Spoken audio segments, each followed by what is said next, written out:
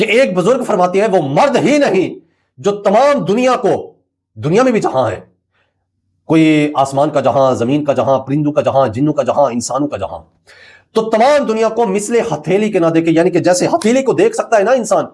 وہ بزرگ ہی نہیں جو تمام کی تمام دنیا کو ایسے ہی دیکھے جیسے ہتھیلی کو دیکھ رہا ہے۔ پھر کہتے ہیں دوسرا بزرگ فرماتے ہیں کہ وہ مرد ہی نہیں جو تمام عالم کو انگوٹھے کے ناخن کی مثل نہ دیکھے۔ وہ کہتے ہیں ہتھیلی کو کچھ بڑی ہے نا،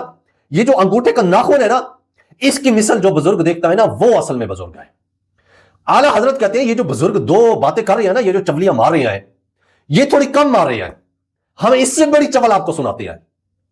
کہ ہمارے غوث اعظم شیخ عبد القادر جیلانی رحمت اللہ علیہ، ہم 1,00,000 ٹن حسن ظن رکھتے ہیں کہ شیخ عبد القادر جیلانی کا یہ دعویٰ نہیں ہوگا۔ اعلیٰ حضرت لکھتے ہیں کہ وہ اللہ کے تمام شہروں کو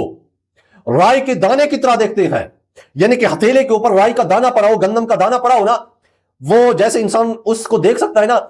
پوری دنیا کو، چاہے وہ آسمان میں ہے چاہے وہ زمین میں آئے، زمین کا ایک پتا بھی نہیں گرتا۔ یہ شیخ عبد القادر جیلانی جانتے ہیں کہ وہ رائی کے دانے کی طرح پوری دنیا کو دیکھ رہے ہوتے ہیں۔ اور پھر وہ آگے جو بڑی بات لکھتے ہیں نا،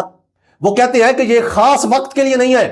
یعنی کہ جو کہتے ہیں کہ یہ بزرگوں پر سکر طاری ہو جاتا ہے، بے ہوشی کے عالم میں ہوتے ہیں یا مجذوب بن جاتے ہیں، وہ والی حالت نہیں ہے، بلکہ کہا کہ میری آنکھ کی جو پتلی ہے نا وہ لوح محفوظ میں آئے سر،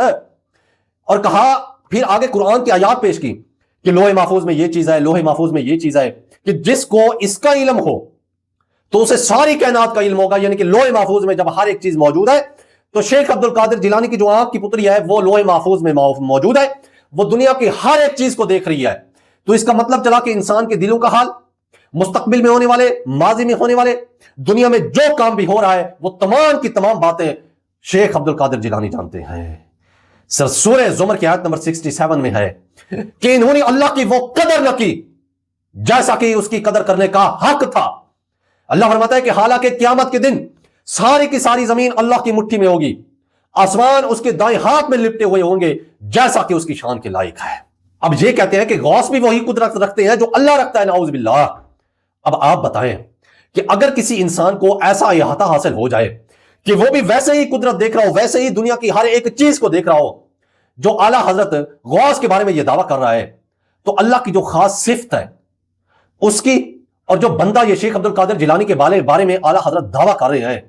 تو آپ بتائیں ایک طرف اللہ کی صفت کہ اللہ تمام دنیا کو دیکھ رہا ہے، ہر ایک پتے کو دیکھ رہا ہے،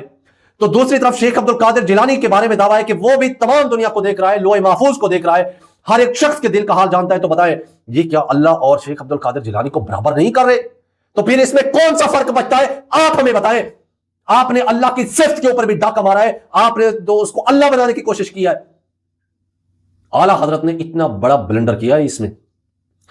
اور میں یہ بتاؤں، یہ دعویٰ جو اعلیٰ حضرت نے شیخ عبد القادر جیلانی کے لیے کیا ہے، یہ دعویٰ تو رسول اللہ صلی اللہ علیہ وسلم کا بھی نہیں ہے۔ اللہ تعالیٰ اپنے نبی کی زبان سے خود کہلوا رہا ہے کہ اے نبی کہہ دیجئے کہ اگر میں غیب جانتا ہوتا، نبی علیہ السلام خود فرما رہے ہیں، قرآن میں ذکر ہے کہ اگر میں غیب خود جانتا ہوتا تو میں ڈھیروں بھلائیاں حاصل کر لیتا اور پھر مجھے کبھی کوئی تکلیف نہ پہنچتی۔ یعنی کہ اگر میں غیب جانتا ہوتا تو میرے دانت شہید نہ ہوتے، اگر میں غیب جانتا ہوتا تو میں اپنی سواری پر نہ گرتا، اگر میں غیب جانتا ہوتا تو جو یہودی عورت نے مجھے زہر پلائی تھی وہ میں زہر نہ پیتا، صحابہ پی کر شہید نہ ہوتے، اگر میں غیب جانتا ہوتا تو میں صحابہ جو قرآن کی جماعت ہے اس کو شہید کروانے کے لیے نہ بھیجتا کہ وہ 70 قرآن کو بھیجا اور وہ آگے جا کر دھوکے سے شہید ہو گئے، اگر میں غیب جانتا ہوتا تو حضرت عائشہ رضی اللہ تعالیٰ عنہ پر جو بہتان لگا تھا وہ میں جان جاتا کہ کس نے بہتان لگایا اور پورے مجمع میں ان کو بلاتا۔ اللہ تعالیٰ نے اس کے برآت کی آیات نازل کی۔ اس پر کہتے ہیں یہ تو رسول اللہ صلی اللہ علیہ وآلہ وسلم کے بارے میں ہے، امت کے بارے میں تو نہیں ہے، امت کے نفع و نقصان کے تو اختیار رکھتے ہیں نبی علیہ السلام۔ سورہ جن کی آیت نمبر 20 اس بات کو اور واضح کرتی ہے کہ اللہ تعالیٰ فرماتے ہیں اے نبی علیہ السلام کہہ دیجئے کہ اے میرے امتیوں، میں تمہارے لیے نہ نفع کا اختیار رکھتا ہوں نہ نقصان کا اختیار رکھتا ہوں، اور مجھے اللہ سے کوئی نہیں بچا سکتا اور نہ میں اللہ کے سوا کوئی اور جائے پناہ پاتا ہوں۔ اب اتنی واضح آیات، واضح احادیث ہونے کے باوجود بھی جو حق بات کو قبول نہیں کرتے، وہ قرآن کا بھی ترجمہ لکھتے ہیں، وہ قرآن کو بھی پڑھتے ہیں، وہ احادیث کو بھی جانتے ہیں، احادیث بھی اس نے ساری پڑھی ہوئی ہیں، پھر بھی وہ حق بات کو قبول نہیں کرتے، تو اللہ فرماتا ہے جو حق کو دیکھ کر حق کو قبول نہ کرے تو ہم اس کے دل پر مور لگا دیتے ہیں۔ اس لیے دیکھیں بڑے بڑے علماء، بڑے بڑے مفتی، بڑے بڑے شیخ الحدیث وہ راہ راست پر نہیں آتے، اور دیکھیں چند لوگ ہوتے ہیں جو حق کا راستہ چنتے ہیں اور حق کے راستے پر چلتے ہیں۔